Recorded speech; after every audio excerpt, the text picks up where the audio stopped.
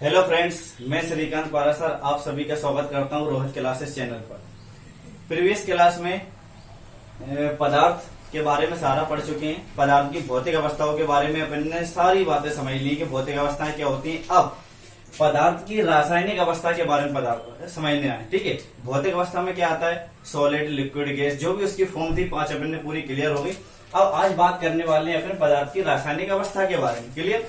Chemical अवस्था के बारे में बात करने वाले हैं। तो पदार्थ को जनरली दो भाग में बांटा गया है। एक, या तो पदार्थ शुद्ध होगा या फिर पदार्थ अशुद्ध होगा। क्लियर हुई बात?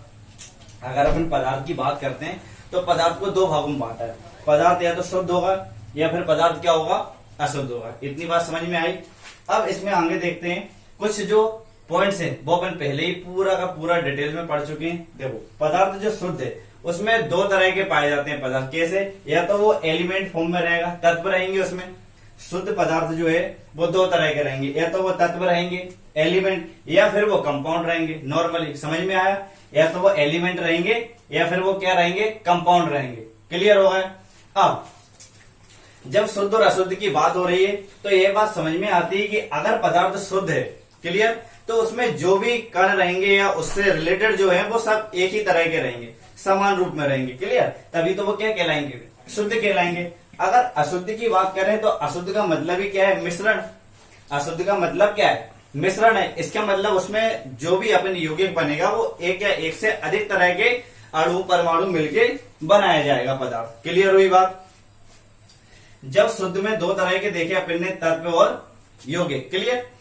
एलिमेंट, जो एलिमेंट फॉर्म में जो भी अपने पदार्थ पाए जाते हैं वो उसमें क्या रहेगा? धातु रहेंगे, अधातु रहेंगे और उपधातु रहेंगे। तीन चीजें क्लियर हुई। अगर शुद्ध फॉर्म में देखें तो दो तरह के पदार्थ हैं, तत्व और यौगिक। क्लियर? तत्व में क्या पाए जाएंगे? तीन पाए जाते हैं, धातु पाए जाते हैं, अधातु पाए जाते हैं और उपधातु पाए जाते हैं। और तीनों के तीन, धातु, अधातु और उपधातु, पीरियोडिक टेबल में प्रीवियस क्लास में आप देखेंगे तो स्टार्टिंग से जब यहां तक पहुंचेंगे आप लेक्चर तक तो सारा कंप्लीट करवा चुके हैं। क्लियर? मेटल्स के बारे में पढ़ लिया, नॉन मेटल्स के बारे में पढ़ लिया, मेटलर्स के बारे में पढ़ लिया। क्लियर हुआ?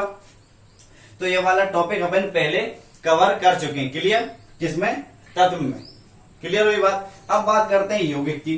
तो यौगिक जो कंपाउंड रहते हैं वो दो तरह के बनाए जाते हैं, या तो कार्बनिक रहेंगे या फिर अकार्बनिक रहेंगे। मतलब ऑर्गेनिक रहेगा या फिर इनऑर्गेनिक। क्लियर? जो केमिस्ट्री में भी दो तरह से बटे रहते हैं, तो कार्बनिक और अकार्बनिक। क्लियर हुई बात? तो ये वाला टॉपिक पूरा अलग से पढ़ेंगे अपन। जो भी कंपाउंड बनते हैं जहां से ज्यादातर पेपर्स में पूछा जाता है वो पूरा टॉपिक अपन अलग पढ़ेंगे। क्लियर? अब अशुद्ध पदार्थ की बात करते हैं। अशुद्ध पदार्थ में का मतलब क्या है? मिश्रण। क्लियर हुई? तो मिश्रण का मतलब क्या रहेगा? उसमें अलग अलग तरह के परमाणु अणु मिलके जो भी अपन क्या बनाएंगे? कंपाउंड बनाएंगे। क्लियर? अब मिश्रण दो तरह के रहते हैं, एक तो समांगी मिश्रण रहता है और एक विषमांगी मिश्रण रहता है। यहां तक सारी बातें समझ में आई। ये जो पूरा चार्ट है पदार्थ का, किस तरह का चार्ट है? पदार्थ की रासायनिक अवस्था, केमिकल अवस्थाओं में किस तरह से बांटा गया पदार्थ को, ये उसके बारे में बताया जा रहा है। क्लियर हुआ? और पदार्थ की भौतिक अवस्था के बारे में प्रीवियस क्लास में सारा डिस्क्राइब कर चुके हैं। कितनी अवस्थाएं थी? 5। सॉलिड, लिक्विड, गैस, प्लाज्मा और बोस आइंस्टीन कंडेंसेट। क्लियर? अब ये बात हो रही है रासायनिक अवस्था के बारे में। तो पदार्थ दो तरह से बटा है, शुद्ध और अशुद्ध। क्लियर? शुद्ध में दो तरह से क्लासिफाई किया गया है, तत्व और यौगिक में। और तत्व में तीन तरह के हैं। क्लियर? धातु रहेंगी, अधातु और उपधातु। क्लियर? यौगिक कार्बनिक और अकार्बनिक। और अशुद्ध मिश्रण रहता है और वो दो तरह का रहता है, समांगी और विषमांगी। यहां तक सारी बातें समझ में आई। अब मैं इसको रफ कर देता हूं।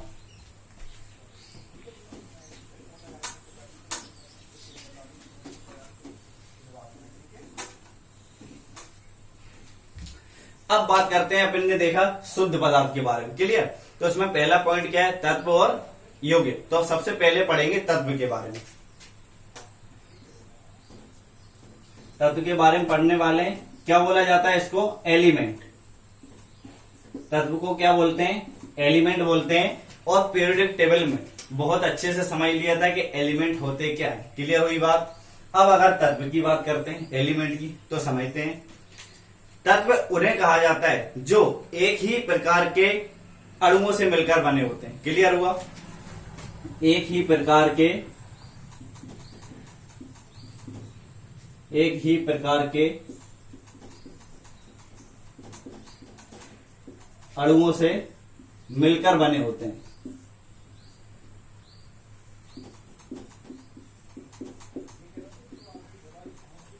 किसके बारे में बात हो रही है? तत्व के बारे में बात हो रही है, एलिमेंट के बारे में बात हो रही है। तो तत्व की डेफिनेशन क्या है, कैसे समझाओगे कि तत्व होता क्या है? तो एक ही प्रकार के अणुओं से मिलकर बनते हैं, उन्हें क्या बोला जाता है? तत्व बोला जाता है या फिर एलिमेंट बोला जाता है। अगर आप उदाहरण की बात करें, एग्जाम्पल देखते हैं इसके। देखो, सबसे पहला H2, एक एग्जाम्पल लिया अपन ने, H2 लिया, हाइड्रोजन। तो इसमें हाइड्रोजन के कितने अणु हैं? 2 अणु हैं, और दोनों के दोनों क्या हैं? एक ही प्रकार के अणु हैं। जैसे कि ये हाइड्रोजन है और ये हाइड्रोजन है, दोनों हाइड्रोजन सेम है, तो एक ही प्रकार के अणु से मिलकर बने उसको क्या बोलेंगे? तत्व बोलेंगे या एलिमेंट बोलेंगे। इतनी बात समझ में आई? इसमें और एग्जांपल लिख लीजिए, जैसे कि ऑक्सीजन O2, ऑक्सीजन सेम है, नाइट्रोजन N2, क्लियर हुआ? आप कार्बन ले लो, एक ही प्रकार के तत्व रहेंगे इसमें। हीलियम ले लो, ठीक, कुछ भी आप ले सकते हो। तो ये सभी क्या है? एग्जाम्पल है। कितना मतलब कि आप एक ही प्रकार के अणुओं से मिलकर बनते हैं, उसको क्या बोलते हैं? तत्व बोलते हैं या फिर एलिमेंट बोलते हैं। इतनी बात समझ में आई? तत्व की डेफिनेशन। अब बात करते हैं, पीरियोडिक टेबल पढ़ी है अपन ने पीरियोडिक टेबल पढ़ी है, तो उसमें इस चीज का जिक्र किया था कि टोटल पीरियोडिक टेबल में एलिमेंट कितने होते हैं? कितने होते हैं? 118 एलिमेंट होते हैं। क्लियर? पीरियोडिक टेबल में कितने होते हैं? 118 एलिमेंट होते हैं या तत्व होते हैं। ये बात समझ में आई? ये चीज अपन पढ़ चुके हैं। क्लियर हो ये बात? अब बात करते हैं, 118 तो टोटल एलिमेंट हैं ही पीरियोडिक टेबल में, लेकिन जो प्रकृति में, नेचर में कितने तत्व पाए जाते हैं? प्रकृति में या नेचर में कितने तत्व पाए जाते हैं? पाए जाते हैं 90 एलिमेंट जो हैं वो नेचर में पाए जाते हैं। क्लियर हुई बात? इतनी बात समझ में आई? टोटल पीरियोडिक टेबल में 118 एलिमेंट हैं, उसमें से 90 एलिमेंट है, 90 एलिमेंट नेचर में, प्रकृति में पाए जाते हैं। क्लियर? रेदर जो बचे हुए कितने हैं? 28 जो एलिमेंट है उन्हें आर्टिफिशियल रूप से तैयार किया जाता है। कुछ लैब्स में बनाए जाते हैं या कुछ एक दूसरे से, ठीक है, अपन उनको कंबाइन कर देंगे, मिक्स कर देंगे, ठीक है, तो प्रोसेस के द्वारा बना लिए जाएंगे। क्लियर? तो नेचुरल में कितने पाए जाते हैं? नेचर में 90 नेचुरल अवस्था में, और 28 जो है वो कृत्रिम रहते हैं या आर्टिफिशियल रहते हैं। 28 के हैं कृत्रिम रहते हैं, आर्टिफिशियल। इतनी बात समझ में आ गई? क्लियर हुआ यहां तक? अब अगर बात करें तत्व के बारे में या एलिमेंट के बारे में, तो सबसे पहले तत्व के बारे में किसने बताया? रॉबर्ट बॉयल ने। क्लियर? इसे आप देख, इसका नाम आप अच्छे से देखना, रॉबर्ट बॉयल। रॉबर्ट बॉयल ने सबसे पहले तत्व के बारे में बताया था। इतनी बात क्लियर हो गई? अब इसमें आगे चलते हैं। टोटल एलिमेंट पता चल गए, प्रकृति में कितने ये भी पता चल गए, आर्टिफिशियल कितने, ये चीज भी अपन ने देख ली। मैं थोड़ा सा रफ कर देता हूं।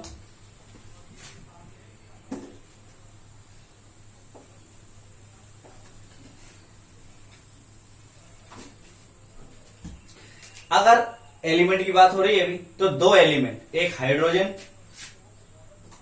किसकी बात हो रही है? हाइड्रोजन, और एक हीलियम।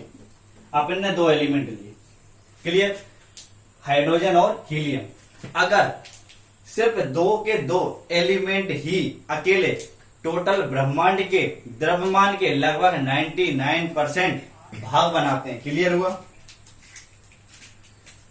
हाइड्रोजन और हीलियम, सिर्फ 2 एलिमेंट ही पूरे ब्रह्मांड के, क्लियर, किसके? पूरे ब्रह्मांड के द्रव्यमान का लगभग 99% भाग बनाते हैं।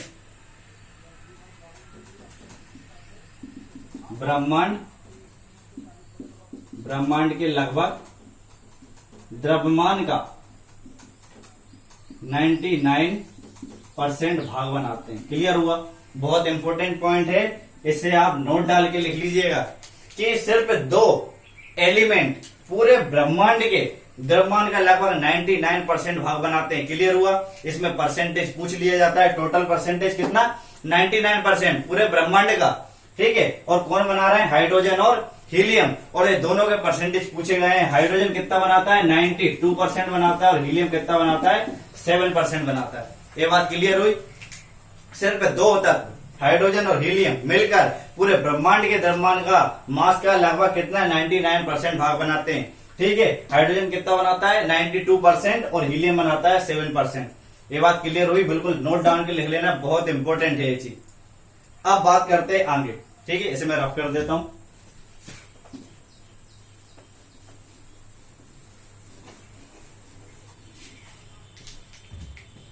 अब बात करते हैं पृथ्वी पे पाए जाने वाले तत्व कितने हैं। अभी बात की अपन ने, नेचुरल कितने थे? 90।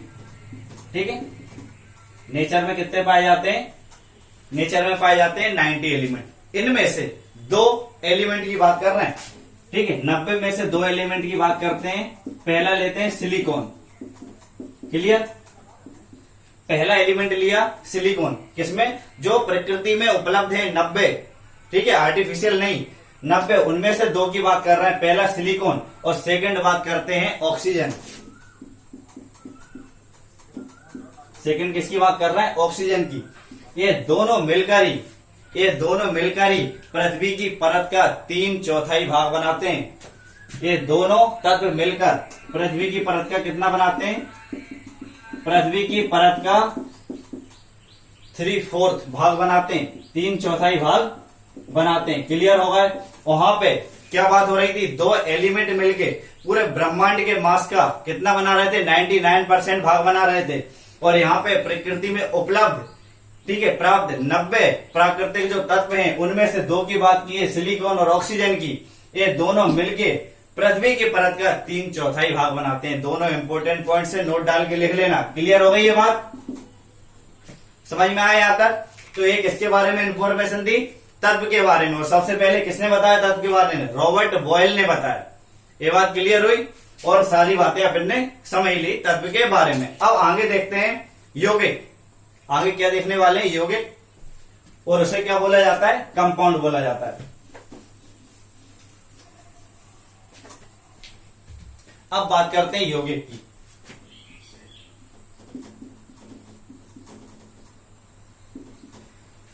तत्व के अंदर क्या था? मेटल थी, नॉन मेटल थी और मेटल वेस्ट थी। ये सारी की सारी चीजें अपन कवर कर चुके हैं। जो भी बच्चे इस चैनल पे नए हैं वो स्टार्टिंग से सारे वीडियोस देखेंगे तो उन्हें पूरी की पूरी इन्फॉर्मेशन मिल जाएगी। क्लियर हुई? और जितने भी वीडियोस आने वाले हैं, अगर वो बच्चे नए हैं तो सब्सक्राइब कर दे चैनल को और बेल आइकन दबा दें। क्लियर हुआ? तो उन्हें नोटिफिकेशन मिल जाएगा। अब बात करते हैं यौगिक के बारे में। इसको क्या बोला जाता है इंग्लिश में? कंपाउंड। ये बात सारी समझ चुके हैं पहले ही। कंपाउंड, यौगिक। यौगिक में क्या होता है? जब 2 या 2 से अधिक प्रकार के अणु मिलते हैं तो क्या बनाते हैं? एक कंपाउंड बनाएंगे, एक यौगिक का निर्माण करते हैं। क्लियर? उसमें क्या था? तत्व में एक ही प्रकार के अणु मिलकर बना रहे थे और इसमें 2 या 2 से अधिक जब अणु मिलेंगे तो एक यौगिक का निर्माण करेंगे। अणु मिलके यौगिक का निर्माण करते हैं, यौगिक का निर्माण करते हैं। क्लियर हुआ बात? अब देखो एक चीज और समझ लो कि यहाँ पे 2 या 2 से अधिक अणु मिलके यौगिक तो बना रहे हैं, लेकिन वो जो दोनों अणु मिलेंगे एक निश्चित अनुपात में मिलाए जाते हैं। क्लियर? एक निश्चित अनुपात में मिलाए जाते हैं, जिससे क्या हो? जो यौगिक बने। क्लियर? जो यौगिक बने वो उनकी प्रॉपर्टी से टोटल अलग हो। क्लियर हुई बात? आपने 2 अणु मिलाए, दोनों को एक निश्चित अनुपात में मिलाया, मिलाने के बाद जो कंपाउंड बनेगा वो उन दोनों की जो प्रॉपर्टी रहेगी उससे अलग काम करेगा। क्या करेगा? उनसे अलग काम करेगा। जो भी यौगिक रहेगा वो क्या होते हैं? समांग होते हैं। क्लियर? आप पॉइंट्स लिख लेना इसमें। क्या होते हैं? समांग होते हैं। इतनी बात समझ में आई? अब देखो, अब पहले इसको समझ लेते हैं किस तरह से उसकी प्रॉपर्टी अलग होगी। आपने ये यौगिक लिया, क्या? सबसे पहले 2 या 2 से अणु ले रहे हैं। आपने एक अणु लिया हाइड्रोजन और एक अणु लिया ऑक्सीजन। एग्जाम्पल के तौर पे समझना है इसको। क्लियर? आपने क्या लिया? एक हाइड्रोजन लिया और एक ऑक्सीजन लिया, क्लियर हुआ। अब आपने एक निश्चित अनुपात में मिलाया इसको, क्लियर। तो आपने क्या करा, हाइड्रोजन के 2 अणु ले लिए, ऑक्सीजन के 1 अणु ले लिया, तो कंपाउंड क्या बना, कंपाउंड बन के आया जल, H2O। कंपाउंड क्या बना, जल बना, H2O बना, क्लियर हुआ। अब समझते हैं, देखो हाइड्रोजन का क्या काम है, हाइड्रोजन का काम है यह जलता है, क्लियर। हाइड्रोजन क्या करता है, जलता है। आप इसमें लिख लेना, समझने के लिए हमेशा याद रहेगा। हाइड्रोजन क्या करता है, जलता है। आप हाइड्रोजन को बर्न कर सकते हो। और ऑक्सीजन क्या करता है, ऑक्सीजन जलाने में सहायक होता है। ऑक्सीजन क्या करता है, जलाने में सहायक होता है। आग तभी लगेगी जब वहां पे किसकी प्रेजेंस हो, ऑक्सीजन की प्रेजेंस हो। ऑक्सीजन क्या है, जलाने में सहायक होता है। इतनी बात समझ में आ गई। हाइड्रोजन जलता है और ऑक्सीजन जलाने में सहायक होता है। लेकिन कंपाउंड क्या बना, कंपाउंड बना है जल, जो क्या करता है, आग को बुझाता है। इतनी बात समझ में आ गई। हाइड्रोजन क्या करता है, जलता है, ऑक्सीजन जलाने में सहायक होता है, और जल क्या करता है, आग को बुझाता है, आग को बुझाता है। इतनी बातें समझ में आ गई। मतलब कि यहाँ पे आपने यौगिक तो बनाया, दोनों की जो प्रॉपर्टी ली है उनसे अलग ही कंपाउंड बन के आया है। उसकी प्रॉपर्टी क्या रहेगी, दोनों से भिन्न रहेगी, और ये क्या करेगा, आग को बुझाएगा। इतनी बात समझ में आ गई। तो इसको क्या बोलेंगे, यौगिक बोलेंगे। जो 2 या 2 से अधिक अणु किसमें मिलते हैं, एक निश्चित अनुपात में मिलाए जाते हैं, और किसका निर्माण करते हैं, यौगिक का निर्माण करते हैं। क्या होते हैं, समांग होते हैं। और आपने एग्जाम्पल में समझ लिया, ये बात समझ में आ गई। अब आप कुछ एग्जाम्पल लिख लीजिए इसमें, जैसे कि H2O2, H2O2, क्लियर हुआ। इससे बेहतर बहुत सारे एग्जांपल्स मिल जाएंगे, क्लियर हुआ। इतनी बात समझ में आ गई सभी को। अब इसमें आप क्या करते हैं, इसमें अपन आगे बढ़ते हैं, क्लियर। अपन ने तत्व समझ लिया। तत्व के अंदर क्या क्या आ रहा था, 3 थे, धातु, अधातु और उपधातु। वो सारी चीजें क्लियर पहले पढ़ चुके हैं। अभी अपन ने तत्व समझा, अब यौगिक समझ लिया, यौगिक क्या होता है। अब बात करते हैं मिश्रण के बारे में। अशुद्ध, ठीक है, अशुद्ध क्या होता है, मिश्रण होता है। अपन रासायनिक अवस्था देख रहे हैं पदार्थ की, सारी बातें क्लियर करते चल रहे हैं। भौतिक अवस्था पहले ही समझ चुके हैं क्या होती है। अब किसकी बात हो रही है, मिश्रण की बात करते हैं, क्लियर। और मिश्रण क्या है, एक तरह का अशुद्ध पदार्थ है।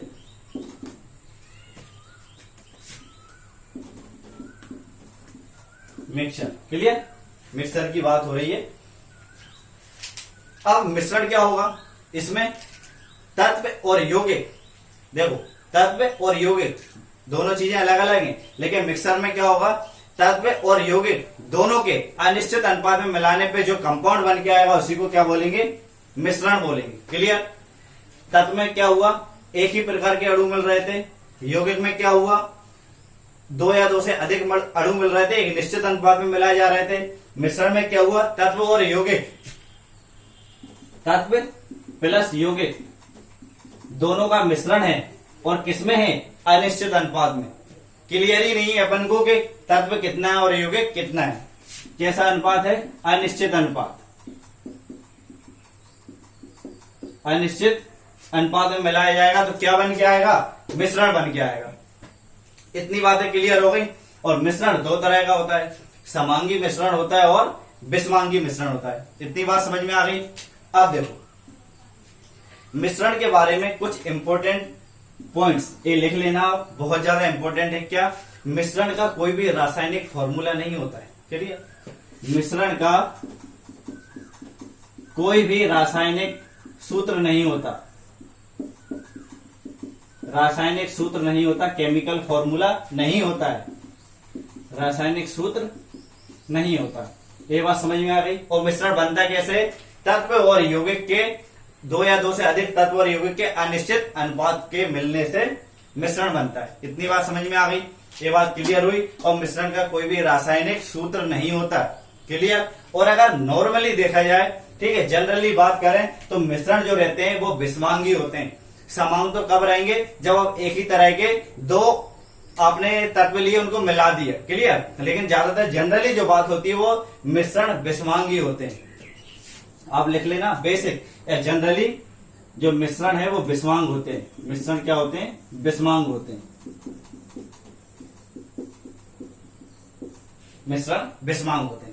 यहां तक सारी बातें समझ में आ गई पदार्थ के बारे में। अब बात करते हैं मिश्रण के बारे में। यहां तक पहुंच गए तो मिश्रण दो प्रकार का है, समांगी मिश्रण और बिस्मांगी मिश्रण, वो भी अपन समझ लेते हैं। इसको मैं रफ कर देता हूं।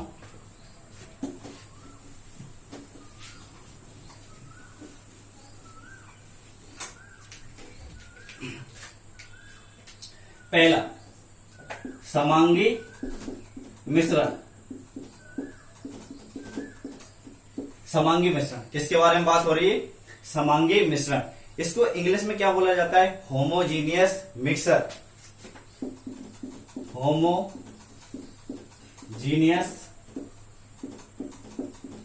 मिक्सर। इतनी बात क्लियर हो गई। समांगी मतलब कि एक समान। बात क्लियर है? देखो मिश्रण की जब बात होगी तो उसमें अलग अलग तरह के तत्व और यौगिक मिलाए जाएंगे। वो दो तरह के हैं, समांगी मिश्रण और बिस्मांगी मिश्रण। अब बात कर रहा है अपन समांगी मिश्रण की, तो इसमें देखते हैं कि कुछ मिश्रण ऐसे रहेंगे, कुछ मिश्रण इस तरह के रहते हैं कि उसमें जो एक घटक रहता है वो दूसरे घटक में, मतलब कि एक अलग अलग तरह की बात हो रही है, दो अलग अलग चीजें हैं। तो जो पहली तरह की चीज है, कुछ घटक है, वो दूसरी तरह के घटक में पूरी तरह घुल जाए, वो पूरी तरह घुल जाए। क्लियर? आपको बाद में मतलब आप ये बता ना सको कि पहला वाला अलग है और दूसरे वाला अलग है। क्लियर? मतलब कि जो पहला घटक है वो दूसरे घटक में पूरी तरह विलय हो जाए, ठीक है, और आप उसको अलग अलग ना कर पाओ या आप समझ ना पाओ कि इसमें मतलब वो चीज अलग दिख रही है नहीं। क्लियर? तो आप इसमें कैसे लिखोगे? इसमें लिखोगे कुछ मिश्रण में, क्लियर, कुछ मिश्रण में घटक पूरी तरह से, कुछ मिश्रण में घटक पूरी तरह से दूसरे घटक में विलय हो जाता है और एक नए तरह की संरचना का निर्माण करता है। उसी को क्या बोलते हैं? उसी को बोला जाता है समांगी मिश्रण बोला जाता है। और जब मिलने के बाद जो आपको दिखाई देगा वो कैसा लगेगा? एक जैसा। मिलने के बाद वो एक जैसा दिखेगा, मतलब अलग अलग नहीं लगेगा कि आपने दो चीजें मिला दी और आपको लग रहा हो कि इसका आधा कलर ऐसा है और आधा कलर ऐसा है, फिर तो वो बिस्मांग हो गया। आप मिलाओगे तो आपको ऐसा लगेगा एक ही चीज है। जैसे देखो, आप एग्जाम्पल लिखते चलना, बहुत ज्यादा इंपॉर्टेंट है। सबसे पहले अगर बात करें अपन, एक सॉलिड लेते हैं और उसको सॉलिड में ही विलय करवाते हैं। ठीक है, ठोस लिया, सॉलिड का अपन ने सॉलिड में विलय करवाया। एक ठोस लिया और ठोस का अपन ने ठोस में विलय करवा दिया। क्लियर? जैसे कि बात करें पीतल, पीतल एक अपन ने एग्जाम्पल लिया है। पीतल बनता किससे? तांबा और जस्ता से। क्लियर? किससे बनता है? तांबा प्लस जस्ता, कॉपर और जिंक, उससे क्या बनता है? पीतल। मतलब कि आपने कॉपर लिया, जिंक लिया, दो अलग अलग सॉलिड लिया आपने मेटल, और इनको जब आपने क्या करा? मिलाया प्रोसेस के द्वारा, तो क्या बन के आया? पीतल बना। अब आप पीतल में अलग नहीं कर सकते कि तांबा अलग दिख रहा है या फिर जस्ता अलग दिख रहा है। क्लियर? तो उसमें क्या है? मिक्सचर इस तरह का होगा है कि आप अलग अलग बता नहीं पा रहे हो, मतलब जो संरचना है वो एक जैसी दिखाई दे रही है पीतल में। तो ये क्या है? एक तरह का समांगी मिश्रण है। इसमें सबसे ज्यादा इंपोर्टेंट क्या पूछता है? इस तरह से वो पूछ लेता है कि एक आप एग्जांपल बताइए, उदाहरण सॉलिड का सॉलिड में। समझ में आ गई? तो क्या है? पीतल। तांबा प्लस जस्ता को मिला दोगे तो पीतल बन जाएगा। क्लियर हो गई बात? एक और एग्जांपल लेते हैं इसका समझने के लिए। जैसे कि आप एक सॉलिड लो और सॉलिड को लिक्विड में विलय करवा दो।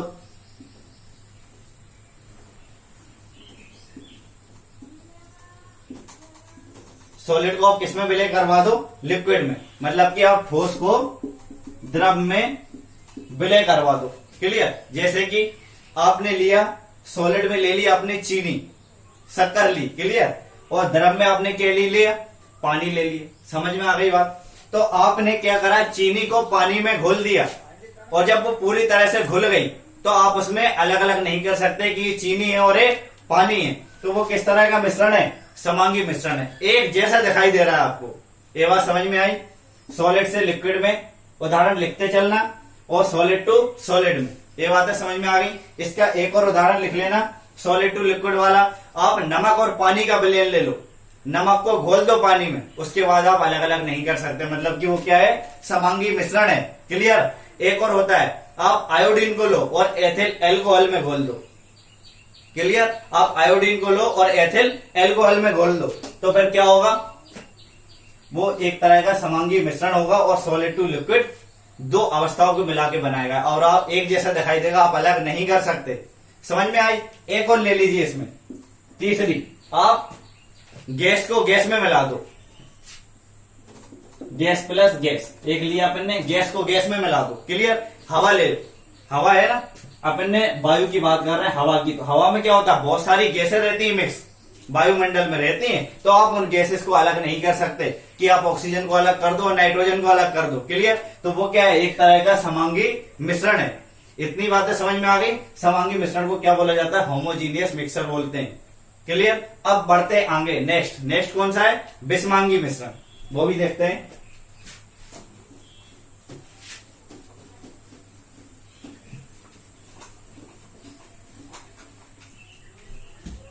अब बात करते हैं विषमांगी मिश्रण की।